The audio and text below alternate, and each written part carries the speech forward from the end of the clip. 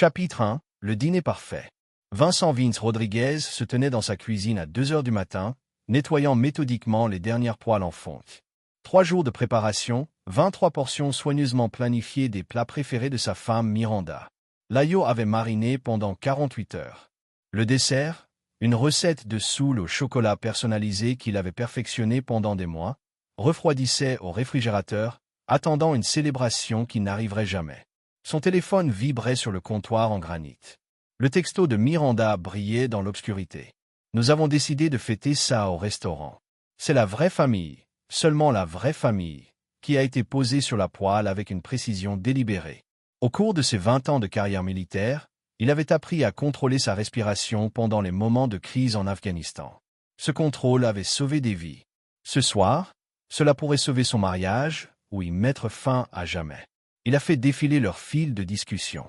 Pendant des semaines, Miranda avait été enthousiaste à propos de la fête à la maison. Elle lui avait spécifiquement demandé de prendre un congé de son cabinet de conseil pour cuisiner. Elle a fait des listes. Elle avait insisté pour avoir 23 invités, y compris la famille de sa sœur, ses amis de fac, et même sa mère difficile. Mais maintenant, soudain, c'était la vraie famille seulement dans un restaurant, et d'une manière ou d'une autre, son mari de 15 ans n'était pas qualifié. Vince se dirigea vers son bureau, la mémoire musculaire le guidant à travers la maison sombre. La pièce contenait des reliques de son ancienne vie, des félicitations de 3 missions à l'étranger, des photos avec son unité, dans le tiroir du bas verrouillé de son bureau, des outils et des contacts qu'il espérait ne plus jamais utiliser. Vincent Rodriguez n'était pas n'importe quel consultant. C'était un ancien officier du renseignement de l'armée qui avait passé une décennie dans les opérations psychologiques. Il sortit un téléphone jetable et activa l'application de suivi qu'il avait installée sur l'iPhone de Miranda 6 mois plus tôt, non par suspicion mais par habitude. Les vieilles habitudes ont la vie dure. Le téléphone indiquait sa position actuelle, Grandview Heights, le quartier aisé de l'autre côté de la ville. À 2h15, elle n'était pas chez sa sœur. Elle n'était pas chez sa mère. Elle était au 847 Maple Ridge Drive, une propriété qui, selon sa recherche rapide en ligne, appartenait à un certain Bradley Thornton, un promoteur immobilier qui avait récemment déménagé de Seattle. Vince n'avait jamais entendu Miranda mentionner Bradley Thornton. Il passa l'heure suivante à effectuer ce qu'il catalogua mentalement comme une reconnaissance de base. Les médias sociaux ont révélé que Bradley était récemment divorcé, possédait plusieurs propriétés à travers l'État et avait apparemment rencontré Miranda lors d'un gala de charité 3 mois auparavant, un événement auquel Vince n'avait pas assisté en raison d'un engagement professionnel. Les photos sur l'Instagram de Bradley racontaient l'histoire, des restaurants chers, des dégustations de vin, des vernissages et sur plusieurs photos récentes, partiellement recadrées mais clairement visibles se trouvait le bracelet en argent distinctif de Miranda, celui que Vince lui avait acheté pour leur 10e anniversaire. À 4 heures du matin, Vince avait construit une chronologie, le gala de charité en mars. Une augmentation soudaine des soirées entre filles de Miranda, son nouvel intérêt pour les cours de yoga qui semblaient durer longtemps. Sa suggestion que Vince devait travailler sur lui-même et être plus spontané. Le dernier élément à cliquer lorsqu'il a trouvé le reçu. Miranda avait laissé son sac à main sur le comptoir de la cuisine. À l'intérieur se trouvait un reçu de dîner pour 2 de Romano, daté de mardi dernier, alors qu'elle avait prétendu travailler tard. Le reçu indiquait 2 entrées, une bouteille de vin qui coûtait plus cher que le loyer de la voiture de la plupart des gens et un dessert qu'ils avaient partagé. Vince photographiait tout avec une précision militaire, puis replaçait chaque article à sa place exacte. Au cours de ses années de travail dans le renseignement, il avait appris qu'une exposition prématurée était l'ennemi d'une opération réussie. Miranda ne le verrait jamais venir. Alors que l'aube se levait sur leur maison de banlieue, Vince prépara du café et s'assit à l'îlot de la cuisine, entouré de nourriture pour 23 personnes. Il avait passé 15 ans à construire ce qu'il pensait être une fondation inébranlable. Avec Miranda, ils avaient résisté à ses déploiements, à sa transition vers la vie civile, à ses luttes avec l'autorité civile. Elle avait été son ancre, mais il réalisait maintenant que les ancres pouvaient aussi être des poids qui vous tiraient vers le bas. Son téléphone a encore vibré. Miranda, désolé chérie, j'étais trop fatigué et je suis allé dormir chez Jenny. À ce soir. Merci de votre compréhension pour le changement de fête, je t'aime. Jenny vivait à Riverside, à 40 minutes dans la direction opposée de Grandview Heights. Vince a supprimé le message sans répondre. Dans l'armée, On lui a appris que chaque mission nécessitait 3 choses: le renseignement, la planification et l'exécution. Il avait les renseignements. Maintenant, il était temps de commencer à planifier. Il a ouvert son ordinateur portable et a commencé à faire des recherches sérieuses sur Bradley Thornton. Au moment où Miranda rentrerait chez elle ce soir-là, Vince saurait tout ce qu'il y avait à savoir sur l'homme qui lui avait volé sa femme. Plus important encore, il saurait exactement comment le détruire. Chapitre 2. Collecte de renseignements. Miranda est rentrée chez elle à 18 heures, les cheveux parfaitement coiffés, bien qu'elle soit censée dormir chez Jenny. Elle a embrassé la joue de Vince avec une affection pratiquée et a immédiatement commencé à bavarder de sa journée, une habitude qu'il avait autrefois trouvée attachante mais maintenant reconnue comme une technique de déviation. Le restaurant était incroyable, dit-elle en sortant les restes de son sac à main, des contenants à l'air coûteux qui ne venaient certainement pas d'un endroit qui servait de vrai dîner de famille. Maman s'est bien comportée pour une fois, et les enfants ont adoré l'atmosphère. Vince hocha la tête et fit des bruits appropriés tout en cataloguant mentalement chaque mensonge. Il avait déjà confirmé que la mère de Miranda était en Floride pour rendre visite à sa propre sœur. Les enfants auxquels elle faisait référence étaient son neveu et sa nièce, qui ont posté des stories Instagram d'un match de baseball à travers la ville pendant leur supposé du dîner. « Je suis désolé pour tout ce que vous avez cuisiné », poursuivit Miranda en désignant vaguement le réfrigérateur rempli de nourriture intacte. On pourrait peut-être recevoir des amis ce week-end. Bien sûr, répondit Vince d'un ton posé. Comme tu le juges le plus judicieux. Cette nuit-là, pendant que Miranda dormait, Vince lança la deuxième phase de son opération de renseignement. S'appuyant sur les compétences qu'il avait acquises en traquant les insurgés à l'étranger, il dressa un profil complet de Bradley Thornton. Cet homme de 42 ans avait divorcé 8 mois plus tôt après que sa femme eut découvert qu'il manipulait systématiquement leurs finances communes pour financer son addiction au jeu. Les papiers du divorce, auxquels Vince avait eu accès par des méthodes qui auraient concerné un avocat civil, révélaient que Bradley avait été contraint de liquider la plupart de ses biens pour payer ses dettes. L'empire immobilier que Bradley projetait sur les réseaux sociaux était en grande partie fictif. Il possédait 3 propriétés, toutes lourdement hypothéquées, et risquait une procédure de saisie pour 2 d'entre elles. Sa société de promotion immobilière existait principalement sur le papier et empruntait de la crédibilité. Le comportement de Bradley était plus intéressant. Vince a constaté des similitudes. Histoire à Seattle et Portland, femme riche, liaison éclair, ennui financier soudain. Bradley avait un profil type, des femmes mariées prospères qui se sentaient sous-estimées par leur mari. Il les étudiait, découvrait leur vulnérabilité, puis exploiter ses faiblesses à des fins financières. Miranda correspondait parfaitement au profil. L'héritage de sa grand-mère reposait sur un compte qu'elle avait tenu séparément de leurs finances communes. Près de 400 000 $, auxquels Vince n'avait jamais touché, respectant son désir d'indépendance. D'après les relevés bancaires, il n'aurait probablement pas dû y avoir accès. Miranda avait retiré 50 000 $ 3 semaines auparavant. Les détails de l'opération de Bradley sont devenus clairs. Au cours des jours de surveillance qui ont suivi, il a mené ce qui s'apparentait à une escroquerie à long terme, se présentant comme un promoteur immobilier prospère tout en ciblant des femmes vulnérables pour leurs atouts. Les dîners coûteux, les apparitions luxueuses, le tout financé par ses propres moyens, jusqu'à ce qu'il puisse accéder à des sommes plus importantes.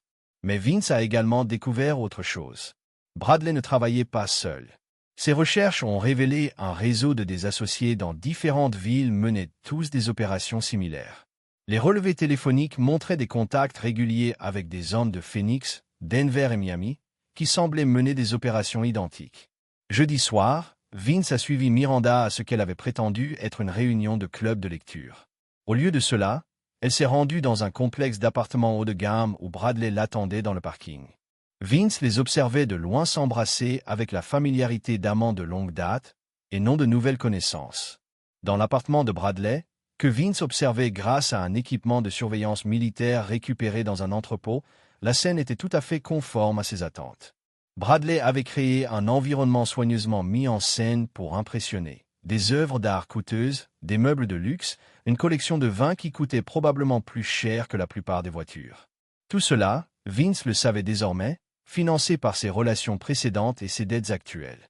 Il a vu Miranda rire aux blagues de Bradley, l'a vu regarder cet homme comme elle le regardait il y a 15 ans.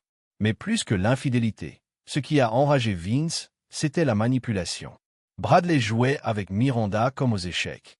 Pièce et elle était trop intoxiquée par l'attention pour la voir. Cette nuit-là, Vince a fait son premier pas. En utilisant des techniques issues de sa formation aux opérations psychologiques, il a commencé ce que l'armée appelait la manipulation environnementale.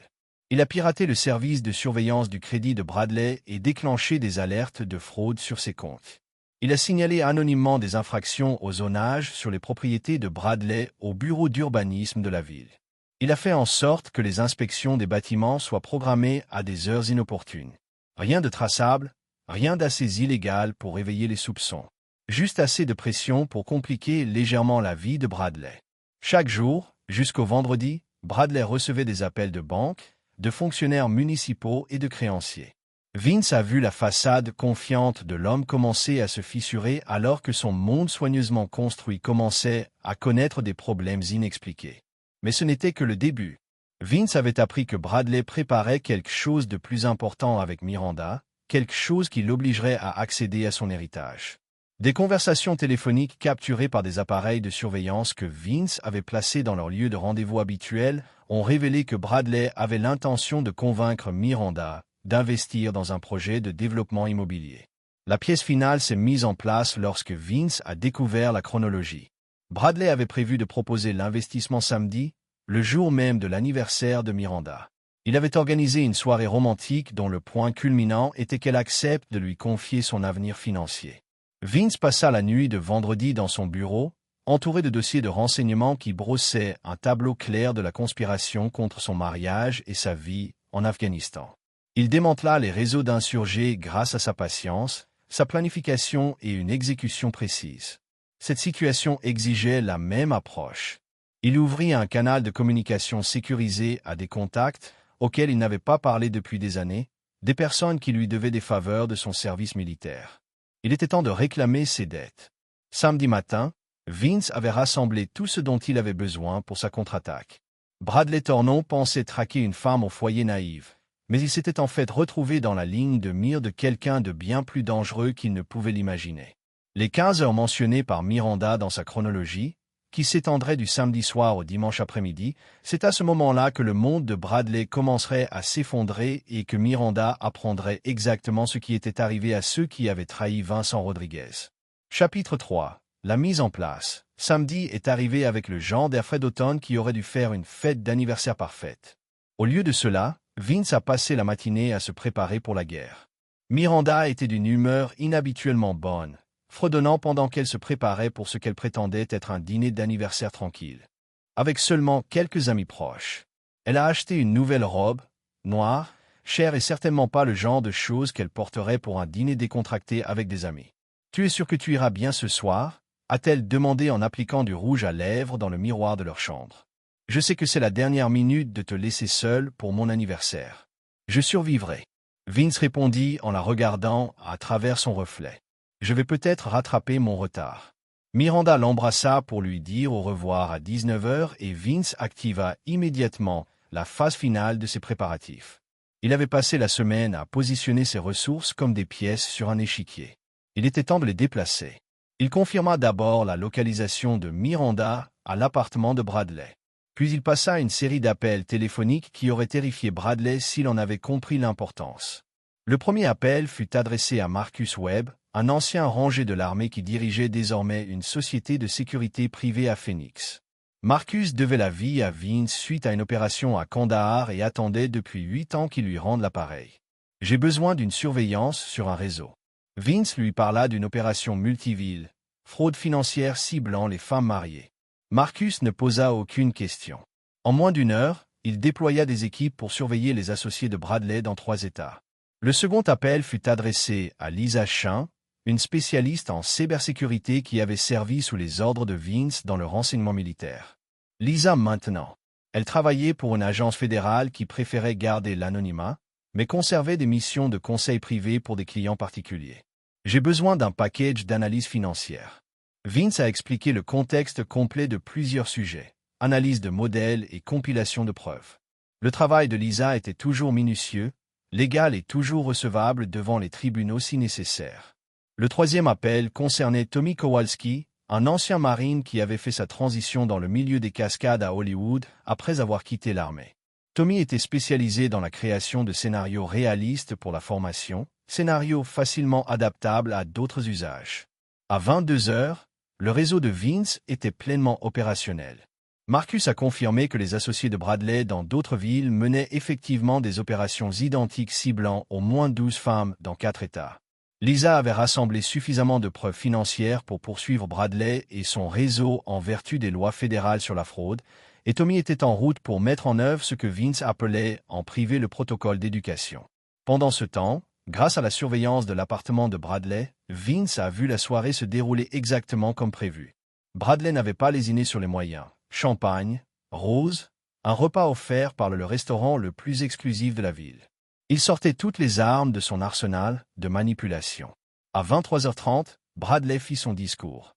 Vince écoutait, grâce à son système de surveillance audio, l'homme dépeignait le portrait d'un projet immobilier révolutionnaire qui triplerait l'investissement de Miranda en 6 mois.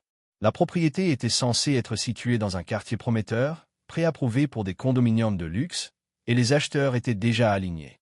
Bien sûr, Vince avait enquêté sur la propriété en question. Il s'agissait d'un terrain contaminé, avec des problèmes de sol dont la réhabilitation coûterait des millions. Bradley le savait, mais comptait sur la confiance de Miranda et sur son propre charme pour conclure l'affaire. Miranda hésita d'abord. Elle mentionna devoir en discuter avec son mari, ce qui fit s'évanouir la masse de Bradley l'espace d'un instant. Vince vit l'éclair de colère traverser le visage de l'homme avant qu'il ne reprenne son calme. « Vincent est un homme bien », dit Bradley d'un ton affirmatif, mais ce n'est pas un entrepreneur. Ce genre d'opportunité exige quelqu'un qui comprenne le risque et la récompense. Vous assumez la responsabilité financière de votre mariage depuis des années, n'est-ce pas? La manipulation psychologique était un cas d'école. Bradley isolait Miranda de son réseau de soutien tout en se positionnant comme son sauveur financier. C'était exactement le genre d'opération que Vince avait perturbé des dizaines de fois à l'étranger, mais avec des enjeux différents. À minuit, Miranda a accepté l'investissement. Elle transférait l'argent lundi, donnant ainsi à Bradley accès à l'héritage de sa grand-mère. En échange, elle deviendrait la partenaire de développement de Bradley, puis son épouse, après son divorce avec Vince. C'est alors que le téléphone de Vince a sonné, appelant Marcus. Le colis est prêt à être livré à 00h30. Tandis que Miranda et Bradley célébraient leur accord avec du champagne et une conversation de plus en plus intime, Vince a passé un dernier appel. Celui-ci a été adressé à l'inspecteur Ray Morrison, un vieil ami de la vie civile qui travaillait dans la criminalité financière pour la police d'État. Je tiens à vous informer que demain, vous recevrez un colis très intéressant concernant une opération de fraude impliquant plusieurs États. Les preuves sont solides, l'affaire est fédérale et tu seras le héros qui a déchiffré le secret. Ray avait appris à ne pas poser trop de questions sur les sources de Vince, mais il suivait toujours les informations. Leur taux d'élucidation des crimes financiers s'était considérablement amélioré depuis le début de leur amitié. À 1h du matin, toutes les pièces du puzzle étaient en place. Bradley pensait avoir conquis une autre victime, mais il était en réalité tombé dans un piège qui avait mis des mois à se tendre. Dans 15 heures, son monde commencerait à s'effondrer d'une manière qu'il n'imaginait pas. Miranda pensait avoir trouvé une échappatoire à un mariage ennuyeux et une chance d'indépendance financière. Au lieu de cela, elle s'était placée au centre d'une enquête criminelle fédérale qui détruirait tout ce qu'elle pensait construire. Et Vince repensa aux 23 personnes pour lesquelles il avait cuisiné, aux 3 jours de préparation d'une célébration qui n'avait jamais eu lieu et aux 15 ans de mariage qui s'était terminé par un SMS sur la vraie famille. Au cours de sa carrière militaire, Vince avait appris que certains ennemis pouvaient être négociés, d'autres contenus et d'autres encore éliminés.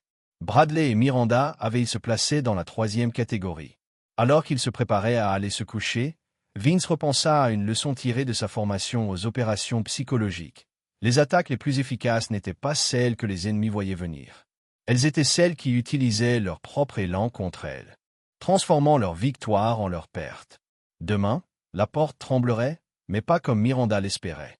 Chapitre 4, le premier domino. Le dimanche matin arriva avec une chaleur inhabituelle, le genre de temps qui donne envie de rester au lit et de reporter ses responsabilités. Miranda semblait encline à cette approche.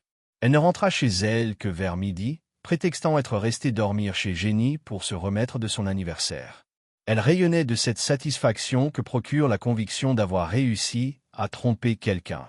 Son téléphone vibrait sans cesse de SMS.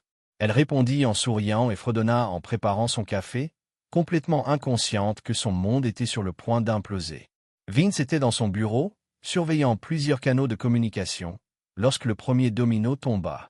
À exactement 13h47, l'inspecteur Morrison a appelé Vince. « Toi, beau gosse, qu'est-ce que tu m'as filé? Que dirais-tu d'appeler la DEA pour en savoir plus sur les liens avec le blanchiment d'argent et que le fisc envoie une équipe spéciale? Ce Bradley Thornton ne se contente pas de monter des arnaques sentimentales. Il fait partie d'un projet colossal. Grâce à son équipement de surveillance, Vince a vu le téléphone de Bradley sonner sans arrêt. La pression financière qu'il avait exercée toute la semaine avait déclenché des systèmes automatisés qui signalaient des activités inhabituelles. Combiné aux preuves médico-légales de Lisa Chin, le résultat était une véritable tempête d'attention policière. Mais Vince ne se contentait pas de laisser la bureaucratie gouvernementale gérer sa vengeance. Pendant que les agences fédérales mobilisaient leurs ressources, il a activé la solution plus immédiate de Tommy Kowalski. À 14h15, alors que Miranda était à l'étage, prenant ce qu'elle prétendait être un bain relaxant, 3 hommes en costume professionnel sont arrivés à l'immeuble de Bradley. Pour quiconque les observait, ils ressemblaient à des agents fédéraux.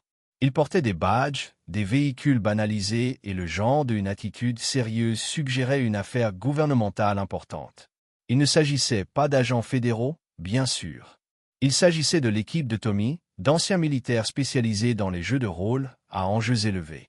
Mais leur performance fut irréprochable, surtout combinée à une enquête fédérale bien réelle qui débutait simultanément. Bradley ouvrit sa porte et trouva l'agent Thompson lui montrant un mandat d'arrêt, apparemment très officiel, pour ses dossiers financiers. Ce mandat était un faux-semblant, mais Bradley n'avait aucun moyen de le savoir, d'autant plus que de véritables agents fédéraux arriveraient dans les heures qui suivraient avec de véritables documents.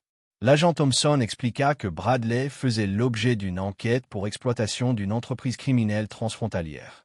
Il disposait de preuves de fraude, de blanchiment d'argent et de complot, passible de 20 ans de prison fédérale. Il devait le convoquer immédiatement pour un interrogatoire. La façade confiante de Bradley s'effondra complètement. Grâce à la surveillance audio de Vince, il entendit la voix de l'homme s'élever, presque paniqué, tandis qu'il tentait d'expliquer qu'il devait y avoir une erreur. Mais l'agent Thompson s'acharna, accumulant détails sur détails des activités criminelles de Bradley, détails absolument exacts. Grâce à l'enquête de Lisa Chen. À 14h45, Bradley a passé l'appel que Vince attendait. Désespéré, il a contacté Miranda. « Chérie, on a un problème. Les fédéraux sont là, ils sont au courant de l'affaire, ils sont au courant de l'argent. Ils vous demandent de tes nouvelles. » L'appel de Miranda l'a atteinte alors qu'elle était encore dans sa baignoire.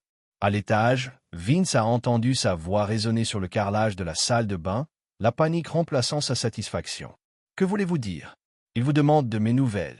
Je n'ai rien fait. Ils ont des enregistrements de nos discussions financières. Ils sont au courant de l'investissement.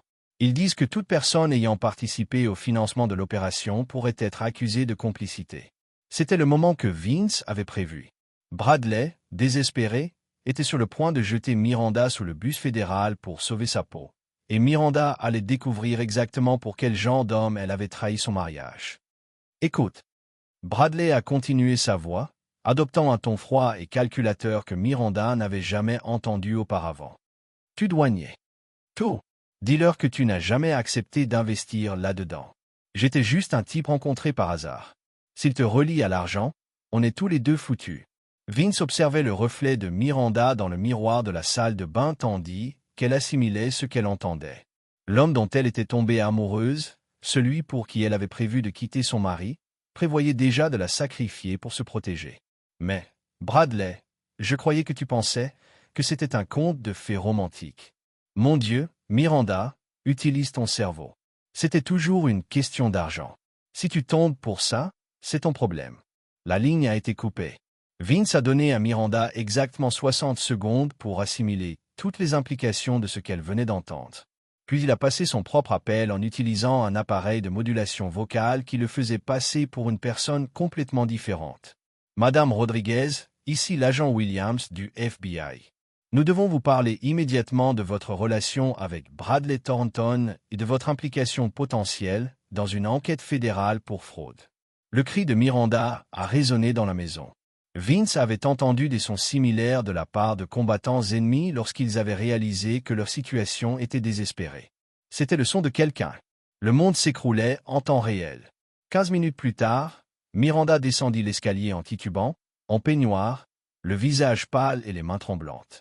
Elle trouva Vince dans la cuisine, lisant tranquillement un livre en buvant un café. « Vincent », dit-elle d'une voix à peine plus forte qu'un murmure. « Il faut que je te dise quelque chose, bien sûr. » répondit-il en posant son livre avec le même calme qu'il avait conservé tout au long de leur mariage. « Que as-tu en tête ?» Puis elle lui raconta tout, la liaison, les mensonges, l'investissement prévu, l'enquête fédérale. Elle s'effondra complètement, implorant son pardon, expliquant qu'elle avait été manipulée, qu'elle n'avait jamais voulu que tout cela arrive. Vince l'écouta avec la patience d'un homme qui connaissait déjà ses aveux dans les moindres détails. Lorsqu'elle eut terminé, il posa sa tasse de café et la regarda avec le regard froid qu'il avait autrefois réservé aux combattants ennemis. « Miranda, dit-il doucement, tu as fait ton choix en décidant que je ne faisais pas partie de ta famille. Maintenant, tu vas devoir en subir les conséquences. » La sonnette retentit. Par la fenêtre, Miranda aperçut 2 autres hommes en costume debout sur leur porche. Ceux-ci, Vince le savait, étaient en réalité des agents fédéraux. Chapitre 5, la presse. Ces agents fédéraux n'avaient rien à voir avec les acteurs de théâtre de Tommy. L'agent spécial Sarah Mitchell et l'agent David Park étaient polis, professionnels et absolument implacables dans leur démantèlement systématique de l'histoire de Miranda. Ils étaient assis dans le salon de Vince, la même pièce où Miranda avait organisé des fêtes d'anniversaire et des fêtes de fin d'année et exposé méthodiquement les preuves qui la présentaient comme une participante consentante à une conspiration criminelle à l'échelle de plusieurs États. « Madame Rodriguez, dit l'agent Mitchell en étalant des documents financiers sur la table basse, notre enquête révèle une communication régulière entre vous et M. Thornton depuis 3 mois. Vous avez assisté à plusieurs réunions où des stratégies d'investissement ont été discutées. Vous avez effectué des retraits substantiels d'argent sur votre compte personnel. » Miranda ne cessait de regarder Vince, s'attendant visiblement à ce qu'il la défende ou au moins qu'il manifeste une certaine émotion. Au lieu de cela, il s'est assis tranquillement sur sa chaise, répondant aux questions des agents sur les activités de sa femme avec la précision détachée de quelqu'un fournissant une déclaration de témoin. « Ma femme gère ses propres comptes financiers, leur a-t-il dit. Elle a toujours été très indépendante au sujet de l'héritage de sa grand-mère. J'ai respecté sa vie privée dans ses affaires, ce qui était absolument vrai et le faisait passer pour un mari confiant plutôt que suspect. » Les agents avaient soigneusement construit leur dossier. Ils avaient des relevés téléphoniques, des photos de surveillance, des transferts financiers et des conversations enregistrées qui dressaient un tableau clair d'un complot en vue de commettre une fraude. Ce qu'ils n'avaient pas encore, c'était la preuve définitive que Miranda savait que le projet de développement de Bradley était frauduleux. C'est là que l'agent Park s'est avéré le plus dangereux. Il était le profileur psychologique de l'équipe, formé pour identifier la tromperie et la manipulation. Il a étudié les réponses de Miranda, a noté son langage corporel et a commencé à sonder la vérité. « Madame Rodriguez, vous prétendez avoir cru à la légitimité de l'investissement de M. Thornton. Mais notre expertise comptable révèle que vous avez retiré l'argent il y a 3 semaines, avant même que M. Thornton ne vous fournisse des documents concrets sur le projet. Cela suggère un niveau de confiance qui dépasse une simple relation d'affaires. » Miranda cherchait une explication.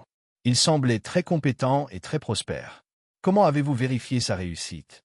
Avez-vous visité ses autres propriétés, discuté avec ses références et examiné ses états financiers? Chaque question aggravait les choses. Miranda n'avait effectué aucune des vérifications préalables qu'un investisseur rationnel aurait effectuées, car elle n'investissait pas selon une logique commerciale. Elle finançait son évasion matrimoniale. Vince a observé l'interrogatoire avec une admiration professionnelle. Ses agents étaient compétents dans leur travail, mais ils travaillaient avec des informations incomplètes. Ils étaient au courant du complot frauduleux, mais ils ne comprenaient pas la trahison profonde qui l'avait motivé. Au bout de 2 heures, les agents ont conclu leur entretien initial par un avertissement qui a profondément glacé Miranda. « Madame Rodriguez, nous vous traitons comme une victime potentielle à ce stade de l'enquête. Cependant, Si des preuves apparaissent que vous avez participé volontairement à l'entreprise criminelle de M. Tornon, votre statut pourrait changer très rapidement. Nous vous recommandons vivement de consulter un avocat. Après leur départ, Miranda s'est effondrée sur le canapé, son calme prudence s'effondrant finalement complètement. Vincent, vous devez m'aider. Vous savez que je ne suis pas un criminel. Vous savez que je n'enfreindrai jamais intentionnellement la loi. Vince observait sa femme avec le même détachement analytique qu'il avait autrefois appliqué aux interrogatoires ennemis. Ce que je sais, Miranda, c'est que vous me mentez depuis des mois. Vous projetiez de voler de l'argent à notre mariage pour financer une vie avec un autre homme, et lorsque cet homme a été menacé, il vous a immédiatement jeté en pâture pour sauver sa peau. « Mais je t'aime, murmura-t-elle. « J'ai fait une erreur, mais je t'aime. »« Non, répondit Vince, sa voix portant la fermeté d'un juge prononçant sa sentence. Tu aimes la sécurité que je t'offre. Tu aimes le style de vie que notre mariage permet, mais tu ne m'aimes pas. Si tu m'avais aimé, tu ne m'aurais pas exclu de ma vraie famille. » Ce soir-là, tandis que Miranda était blottie dans leur chambre et téléphonait désespérément à des avocats, Vince recevait des nouvelles de son réseau. L'enquête fédérale prenait de l'ampleur. Les associés de Bradley dans d'autres villes étaient arrêtés. Les institutions financières gelaient les comptes. Le réseau de fraude sentimentale, qui opérait depuis des années, s'effondrait en quelques heures. Mais le développement le plus intéressant est venu de l'équipe de surveillance de Marcus Webb. Ils ont découvert que Bradley avait fui son appartement peu après le départ des faux agents fédéraux. Il avait retiré le reste de son argent, fait ses bagages à la hâte et roulait maintenant vers le sud, en direction du Mexique. Malheureusement pour Bradley, l'équipe de Marcus comprenait d'anciens agents des forces spéciales spécialisés dans la traque de cibles à forte valeur ajoutée sur des terrains difficiles. Fuir ce problème particulier s'avérait impossible. Tommy Kowalski a appelé pour donner des nouvelles de l'état psychologique de Bradley. « Votre garçon est complètement brisé. » La fausse visite fédérale, combinée à la véritable enquête, le convainc qu'il est face à la vie en prison. Il a appelé ses associés en essayant de coordonner une défense, mais la moitié d'entre elles ont déjà été arrêtées. Et Miranda Vince a demandé. Elle l'appelle sans arrêt. Il ne répond pas. D'après ce que je peux intercepter de ses communications, il dit à son avocat qu'elle n'était qu'une marque qui est devenue trop profonde. Il prévoit de témoigner contre elle pour réduire sa propre phrase. Ce fut le moment crucial du plan de Vince. Bradley et Miranda devaient être isolés les uns des autres, chacun croyant que l'autre était leur plus grande menace. Leur affaire avait été construite sur la tromperie mutuelle et la manipulation. Maintenant, ces mêmes qualités les détruiraient tous les deux. Vince a passé un dernier appel de la soirée, celui-ci. Au détective Morrison Ray. Vous devez savoir que vos collègues fédéraux pourraient être intéressés par des preuves supplémentaires que j'ai découvertes. Il semble que Madame Rodriguez ait documenté sa relation avec M. Tornon de manière assez approfondie. Photos, messages textes, planification financière, discussion. Le type de preuve qui montre une intention claire de frauder Jésus Vince, votre femme. Ma femme a fait son choix lorsqu'elle a décidé de m'exclure de la vraie famille. Maintenant, elle peut ressentir les conséquences de cette décision. La preuve que Vince a référencée était réelle. Il documentait les activités de Miranda depuis des mois, créant un dossier complet de sa tromperie. Mais il avait également pris soin de s'assurer que les preuves racontaient une histoire spécifique qui a peint Miranda comme un conspirateur disposé plutôt qu'une victime. Alors qu'il se préparait au lit cette nuit-là, Vince a réfléchi à la progression de son opération. En moins de 24 heures, il a démantelé un réseau criminel, détruit l'affaire de sa femme et positionné Bradley et Miranda pour des poursuites fédérales. Mais ce n'était que le début. La vraie vengeance, la partie qui leur apprendrait à la fois le véritable coup de la trahison de Vincent Rodriguez, était encore à venir. Demain, la porte commencerait vraiment à trembler. Chapitre 6. Le point de non-retour. Lundi matin, le genre de temps gris et arrosé qui correspondait parfaitement à l'état émotionnel de Miranda. Elle avait passé la nuit à alterner entre des pleurs hystériques et des appels téléphoniques frénétiques aux avocats, dont aucun était particulièrement optimiste quant à sa situation. Vince l'a trouvée dans la cuisine à 6 heures, entourée de documents juridiques et de mouchoirs vides, ressemblant à quelqu'un qui était éveillé depuis des jours. « L'avocat dit que je pourrais regarder 10 ans, dit-elle sans lever les yeux. 10 ans, Vincent, pour avoir fait confiance à la mauvaise personne. Vous n'avez pas simplement fait confiance à la mauvaise personne, répondit Vince, se versant du café avec des mains régulières. Vous prévoyez de voler $400 000 à notre mariage pour financer une nouvelle vie avec cette personne. Il y a une différence significative. Miranda tressaillit comme s'il l'avait giflé. J'allais tout te dire. Après quoi? Après avoir réussi à me frauder? Après vous avoir établi financièrement avec votre amant? Quand étiez-vous exactement l'intention d'être honnête? Avant que Miranda ne puisse répondre, son téléphone a sonné. L'identifiant de l'appelant a montré le numéro de Bradley et elle a répondu avec désespérément soulagement. Bradley, Dieu merci. J'ai essayé de vous joindre toute la nuit. Nous devons comprendre comment gérer ceci ensemble. Tais-toi et écoute. La voix de Bradley a traversé son espoir comme une larme. Mon avocat dit que la seule façon d'éviter la prison fédérale est de coopérer pleinement à l'enquête. Cela signifie fournir des preuves de toutes les personnes impliquées dans l'opération. Mais je ne suis impliqué dans aucune opération. Je suis juste, tu es juste quoi? Une victime innocente, Miranda. Vous avez accepté d'investir 400 000 $ dans un projet sans faire preuve de diligence raisonnable. Vous m'avez rencontré des dizaines de fois pour discuter des stratégies financières. Vous avez retiré de l'argent et vous êtes préparé à le transférer aux intérêts de votre mari.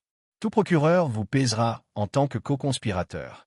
Vince a écouté la conversation par le biais du conférencier téléphonique de Miranda, admirant l'abandon complet de Bradley de toute prétention d'affection. L'homme révélait sa vraie nature sous pression. Égoïste, calculant et absolument impitoyable lorsque ses propres intérêts ont été menacés. À moins que Bradley ne continue, vous voulez nous faciliter la tâche. Que voulez-vous dire? Mon avocat pense que nous pouvons peindre cela comme un crime de passion. Tu étais un malheureux femme au foyer, manipulé par un criminel plus ancien et plus sophistiqué. Vous avez été victime de ma manipulation psychologique, pas un participant volontaire. Mais cela ne fonctionne que si vous êtes prêt à témoigner contre moi. Le silence s'est étendu pendant près de 30 secondes. Vince pourrait voir Miranda traiter les implications, témoigner contre Bradley et potentiellement éviter la prison ou maintenir leur relation et faire face à des poursuites fédérales ensemble. Vous me demandez de vous détruire pour me sauver, elle a finalement dit. Je vous demande d'être intelligent. Ce n'est pas un film romantique, Miranda. C'est une prison fédérale. Choisissez soigneusement. La ligne est devenue morte. Miranda regarda son téléphone, puis Vince, puis les documents juridiques dispersés à travers la table. Pour la première fois depuis que cela a commencé, elle semblait pleinement comprendre que son romance de conte de fées avait transformé votre cauchemar sans savoir comment survivre à cette façon. Vous êtes la personne la plus intelligente que je sais. Je sais que je ne mérite pas votre aide, mais vous le demandez quand même. Vince s'est assis dans son café et a étudié sa femme avec une évaluation du froid. Miranda, vous avez passé les 6 derniers mois à planifier de me trahir de la manière la plus complète possible. Vous avez volé de l'argent, menti à plusieurs reprises, prévu d'abandonner notre mariage et de m'avoir exclu de la vraie famille. Maintenant, vous voulez mon aide car votre plan de sauvegarde s'est effondré. J'ai fait des erreurs. Vous avez fait des choix délibérés et calculés. La seule erreur que vous avez commise a été de sous-estimer à quel point ces choix détruiraient votre vie. À 9 heures, l'agent Mitchell a appelé à informer Miranda qu'elle devait venir pour des questions supplémentaires. Le FBI avait récupéré des communications entre Bradley et ses associés qui la mentionnent par leur nom, et ils avaient besoin de clarifications sur son rôle dans le complot. Miranda regarda Vince avec quelque chose qui s'approchait de la panique. « Voulez-vous venir avec moi comme mon mari, même si c'est juste pour le soutien ?» Vince a considéré la demande. Dans sa carrière militaire, il avait appris que parfois les attaques les plus dévastatrices provenaient de directions inattendues. Miranda s'attendait à ce qu'il l'abandonne complètement ou fournisse un soutien inconditionnel. Aucune des deux réponses ne lui apprendrait la leçon qu'elle avait besoin pour apprendre. « Je vais vous conduire au bâtiment fédéral », a-t-il finalement dit. Mais Miranda comprend clairement quelque chose, vous allez faire face aux conséquences de vos choix. Je ne vais pas vous en sauver. Qu'est-ce que cela signifie? Cela signifie que vous m'avez appris que la personne que je pensais épouser n'a jamais existé. La femme que j'aimais, la femme avec laquelle je construis une vie, la femme en qui je faisais en confiance, c'était une fiction. Vous me montrez exactement qui vous êtes vraiment lorsque vous pensez que vous pouvez vous en sortir avec la trahison. Les gens font des erreurs, Vincent. Les gens peuvent changer. Certaines erreurs sont pardonnables, d'autres ne le sont pas. Quand vous avez décidé que je n'étais pas une vraie famille, vous avez franchi une ligne qui ne peut pas être décroisée. Ils se sont arrêtés vers le bâtiment fédéral où l'agent Mitchell attendait. Alors que Miranda sortait de la voiture, Elle se tourna vers Vince avec une expression d'espoir désespérée. « Serez-vous ici quand je sortirai ?» Vince a regardé sa femme, la femme qui avait partagé son lit pendant 15 ans, qui avait prévu des fêtes d'anniversaire et des célébrations de vacances, qui serment juré pour l'honorer et le chérir jusqu'à la mort, leur faire partie et ne ressentait absolument rien. « Cela dépend, a-t-il dit, de savoir si vous décidez enfin de dire la vérité sur tout ce que vous avez fait. » Alors que Miranda entrait dans le bâtiment fédéral, escortée par des agents qui passeraient les prochaines heures à documenter ses crimes, Vince a fait un appel téléphonique qui déterminerait la phase finale de sa vengeance. « Tommy, il est temps pour le dernier acte. Notre ami Bradley pense qu'il se rend au Mexique pour échapper à la justice. Je veux que vous vous assuriez qu'il reçoive une éducation appropriée sur les conséquences de ses choix avant que les maréchaux fédéraux ne le trouvent. Copiez ces paramètres spécifiques, rien de permanent, mais je veux qu'il comprenne exactement ce qui arrive aux personnes qui détruisent les familles des autres. Rendez-le mémorable, Roger. Autre chose? Oui, quand Miranda rentre à la maison ce soir, elle va trouver des papiers de divorce et un avis d'expulsion. Assurez-vous que tout est légalement à l'épreuve des balles. Je veux qu'elle comprenne que la trahison a des conséquences qui s'étendent bien au-delà des poursuites fédérales. Et si elle ne coopère pas avec la procédure, Vince a pensé aux 23 personnes qu'il avait cuisinées pendant les 3 jours de préparation à une célébration qui ne s'est jamais produite et aux SMS qui avaient mis fin à son mariage. Elle découvrira ensuite que la prison fédérale pourrait être plus sûre que de m'occuper directement avec moi. Chapitre 7. Le piège Springs. Au moment où Miranda est revenue de son entretien du FBI à 18 heures, son monde avait fondamentalement changé. Les agents fédéraux lui avaient présenté des preuves qui l'ont peinte non pas en tant que victime de Bradley, mais en tant que co-conspirateur volontaire qui avait aidé à planifier et à financer une entreprise criminelle. Ils ont eu des enregistrements en discutant des stratégies d'investissement. Ils avaient des preuves de l'accès à son héritage spécifiquement pour financer les opérations de Bradley. Le plus dommageable de tous, ils avaient récupéré des messages textes où elle avait encouragé Bradley à être créative sur les exigences de documentation et à ne pas se soucier des formalités administratives bureaucratiques. Des messages qu'elle avait envoyés pensant qu'elle soutenait les messages des affaires de son amant qui se lisaient maintenant comme un complot criminel pour frauder. Elle ouvrit la porte d'entrée de sa maison, s'attendant à trouver Vince, attendant avec sympathie ou du moins un environnement familier qui pourrait offrir un peu de confort. Au lieu de cela, elle a trouvé un homme dans un costume coûteux assis à sa table de cuisine en révision des documents avec une précision méthodique de quelqu'un qui mène des affaires. « Madame Rodriguez, dit-il, debout en entrant. Je suis l'avocat Robert Ray. Les agents du FBI avaient utilisé, mais ce sont des preuves criminelles. Procès. Réclamer l'adultère et l'inconduite criminelle comme motif de dissolution. Il cherchait à protéger tous les actifs conjugaux contre les crises liées aux accusations fédérales de Miranda. Il demandait que Miranda porte l'entière responsabilité de tout frais juridique lié à sa défense pénale. Plus écrasant, il cherchait à l'empêcher de réclamer un privilège de conjoint ou des droits de propriété communautaire qui pourraient compliquer ses poursuites. C'est toute la procédure standard, à expliquer et avec un détachement professionnel. Lorsqu'un conjoint fait face à des accusations fédérales liées à la fraude, l'autre conjoint doit se protéger légalement et financièrement. Mais je n'ai pas encore été accusé de rien. Madame Rodriguez, sur la base des preuves que j'ai examinées, les accusations criminelles sont inévitables. La seule question est de savoir si vous coopérez avec les procureurs fédéraux pour minimiser votre peine ou tenter de combattre les accusations. Cela entraînera presque certainement une condamnation. C'est alors que le téléphone de Miranda a sonné avec un appel à Bradley. Cette fois, sa voix était différente, tendue, effrayée et parlant rapidement, comme s'il avait peur d'être entendu. « Miranda, écoute attentivement, j'ai de sérieux ennuis. Certaines personnes sont venues voyez-moi ce soir, et ce n'étaient pas des agents fédéraux. Ils savaient des choses sur moi, sur mon passé, à propos des opérations que j'ai dirigées il y a des années. Ils ont dit qu'ils avaient été envoyés par quelqu'un qui n'apprécie pas les gens qui détruisent les familles. » Miranda sentit la glace se former dans son estomac. Quel genre de personnes? Professionnels, type militaire. Ils ne m'ont pas fait de mal, mais ils ont clairement indiqué que la fuite n'allait pas résoudre mes problèmes. Ils ont dit que j'avais 2 choix, me transformer en fédéraux et accepter la responsabilité de tout ce que j'ai fait, ou faire face à des conséquences qui feraient ressembler une prison fédérale à un Bradley de vacances. Pour qui travaillait-il? Je pense que votre mari est beaucoup plus dangereux que l'un de nous ne le réalisons. L'appel s'est terminé brusquement, laissant Miranda regarder son téléphone tandis que l'avocat a poursuivi son examen méthodique de sa destruction juridique. « Madame Rodriguez, j'ai besoin que vous compreniez quelque chose de très clairement, » a déclaré, sa voix prenant un ton de préoccupation professionnelle. Votre mari a une documentation de vos activités datant de 6 mois. Dossier bancaire, photos de surveillance, conversations enregistrées, délais détaillés de votre relation avec M. Thornton. Ces preuves seront mises à la disposition des procureurs fédéraux s'il devient nécessaire de protéger les intérêts de M. Rodriguez. Il me espérait. Il se protégeait de la responsabilité pénale liée à vos activités.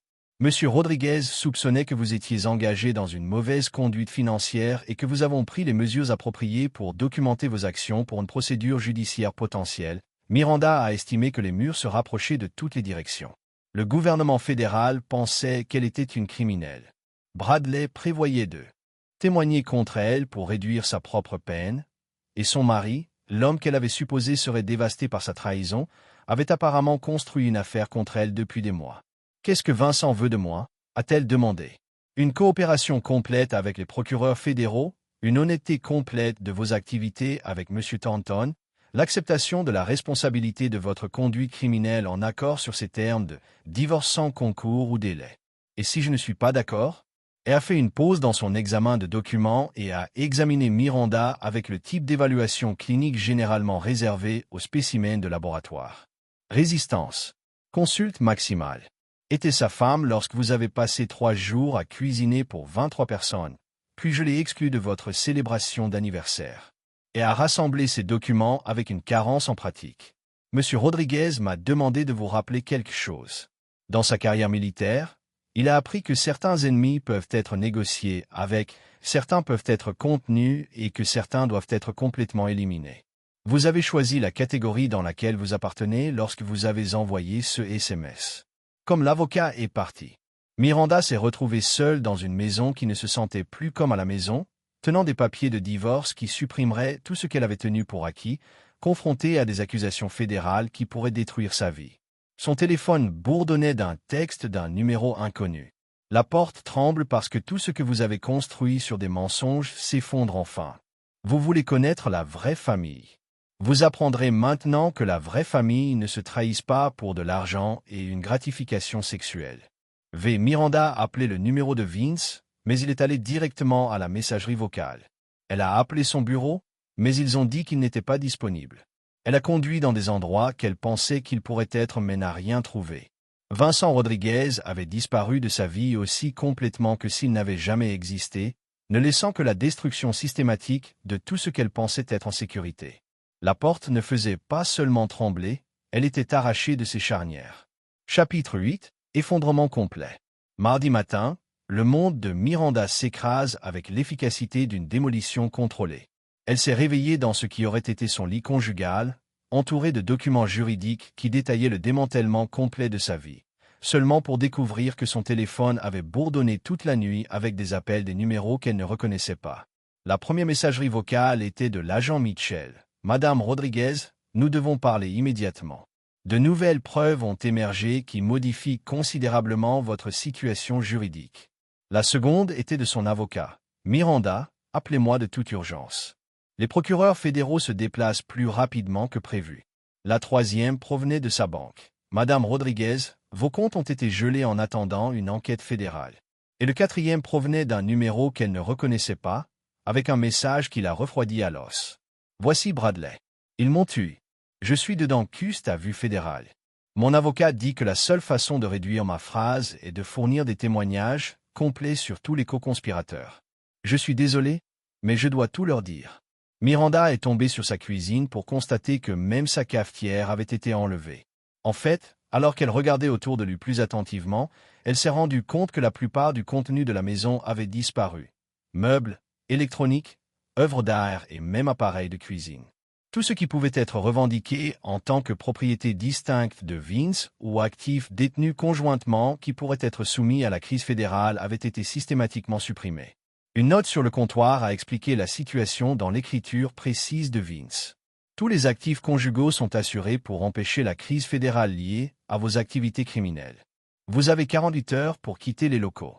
Vos vêtements et effets personnels sont emballés dans le garage. Miranda a appelé le numéro de Vince à plusieurs reprises, mais chaque appel est allé directement à un message vocal qui était froidement professionnel.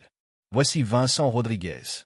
Je ne prends pas d'appels liés aux enquêtes fédérales en cours ou aux procédures de divorce.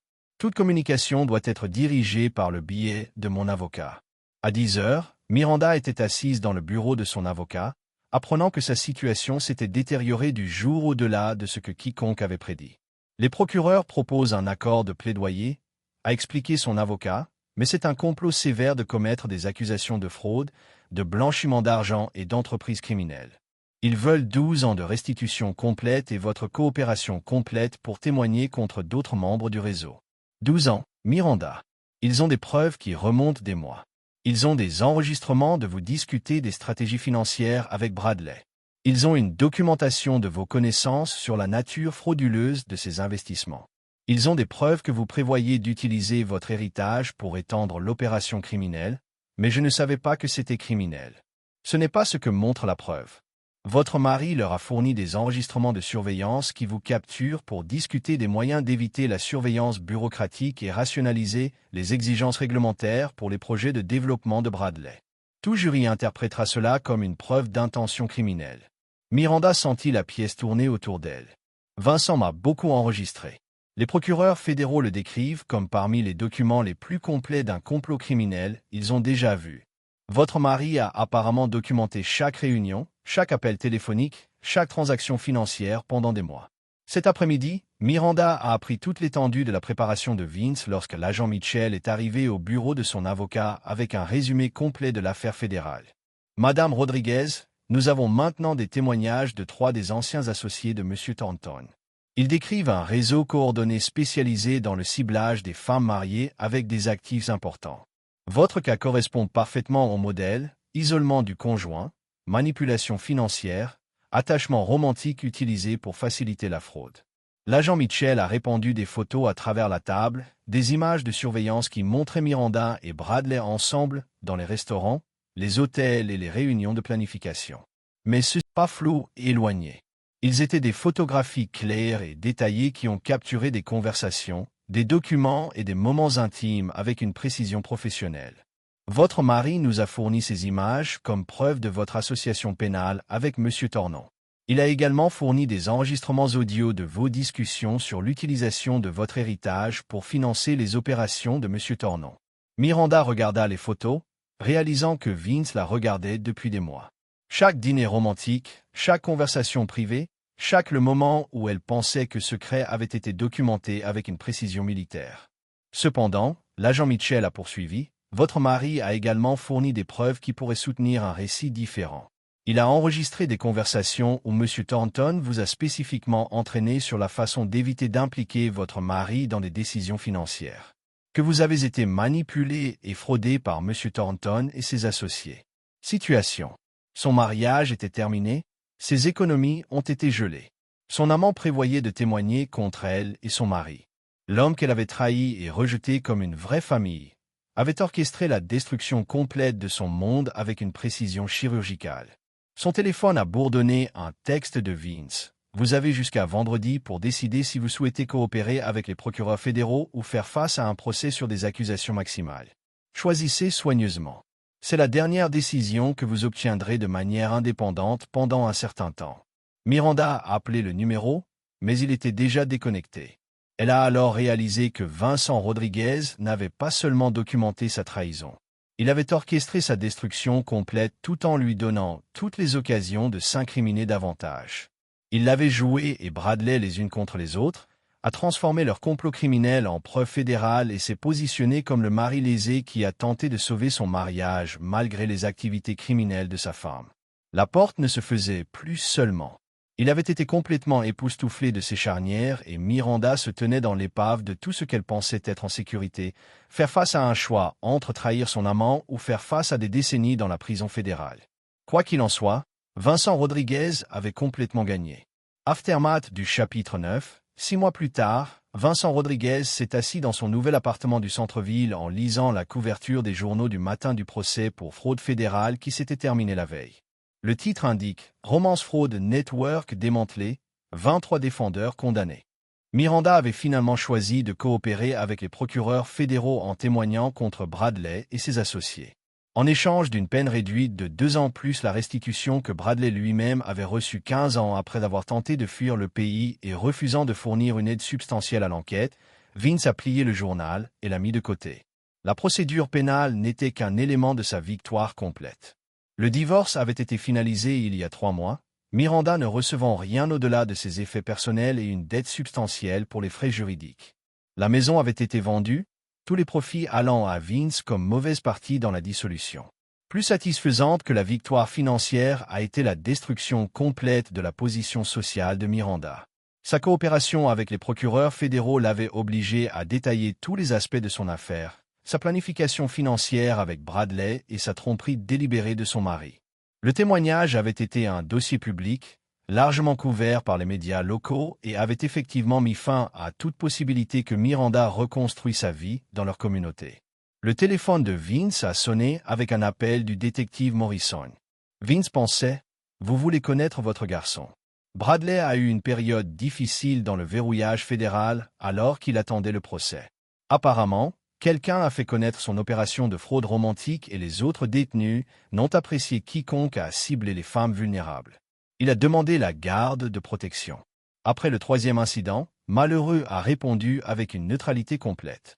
De plus, les fédéraux veulent que je vous remercie encore une fois pour l'intelligence qui a ouvert cette affaire ouverte. Ce réseau opérait dans 12 États et avait fraudé près de 200 femmes sur 8 ans. Votre documentation a été la clé pour démanteler l'ensemble de l'opération. Après avoir terminé l'appel, Vince se dirigea vers sa fenêtre, surplombant la ville.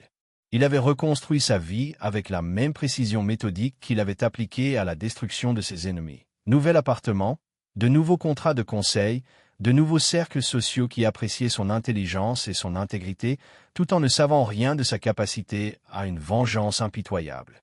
Sa sonnette sonna et Vince l'ouvrit pour trouver Miranda debout dans le couloir. Elle avait l'air plus âgée, épuisée par des mois de procédure judiciaire et la réalité de sa situation.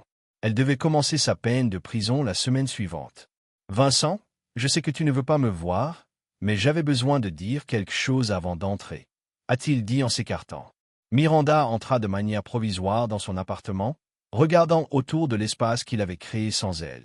Il était élégant, confortable et complètement dépourvu de toute trace de leur histoire commune. « Je voulais m'excuser, » a-t-elle dit, non pas parce que je pense que cela changera tout, mais parce que vous méritez de l'entendre. J'ai détruit notre mariage. J'ai trahi votre confiance et je t'ai traité comme si tu n'avais pas d'importance. J'avais tort surtout. Vince a étudié son ancienne épouse avec le même détachement clinique qu'il avait maintenu tout au long de leur destruction. Elle disait la vérité maintenant, mais il était beaucoup trop tard pour que l'honnêteté soit importante. Miranda, comprenez-vous ce que vous avez fait? Je t'ai trompé. Je vous ai menti. J'avais prévu de voler de l'argent à notre mariage. Ce n'était que les symptômes. Ce que vous avez fait, c'était de prouver que 15 ans de mariage ne signifiaient rien pour vous. Vous avez démontré que lorsque vous pensiez pouvoir vous en tirer, vous étiez prêt à trahir tout ce que nous avons construit ensemble. Les yeux de Miranda se remplissaient de larmes. Je sais que je ne peux pas le réparer, je sais que je ne peux pas gagner votre pardon. Mais j'avais besoin que vous sachiez que je comprends ce que j'ai perdu. Ce que vous avez perdu, a répondu Vince, c'est la protection et la sécurité qui venaient de se marier à quelqu'un qui a honoré ses engagements.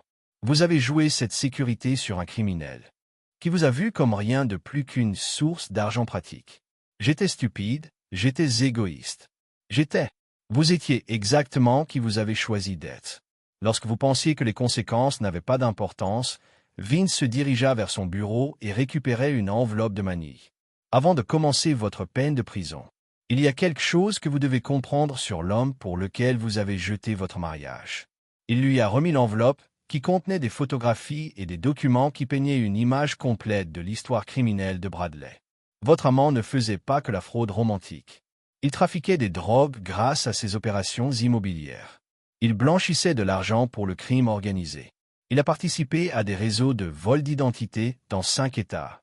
Miranda regarda les preuves, son visage se pâle. Si vous aviez réussi votre plan pour me quitter pour Bradley, vous n'auriez pas devenu son partenaire dans une entreprise légitime. Vous seriez devenu un accessoire pour les grandes entreprises criminelles qui auraient détruit votre vie beaucoup plus complètement que tout ce que vous êtes confronté maintenant. Vous saviez tout cela. Je l'ai découvert lors de mon enquête. Bradley ne vous ciblait pas seulement pour votre héritage. Il prévoyait de vous utiliser comme front pour les opérations de blanchiment d'argent. Vos antécédents légitimes et vos antécédents financiers propres auraient fait de vous le complice parfait et involontaire pour les crimes fédéraux qui comportent des peines minimales de 20 ans. Vince. Laissez ces informations se régler avant de continuer.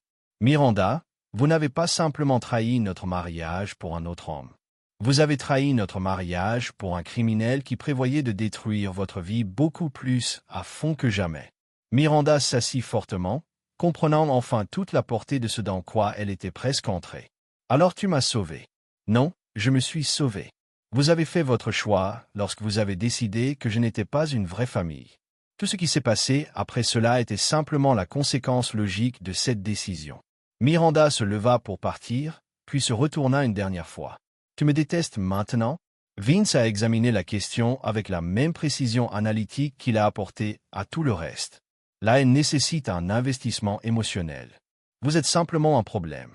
J'ai résolu Miranda, rien de plus que ça. Après son départ, Vince est retourné à sa fenêtre surplombant la ville.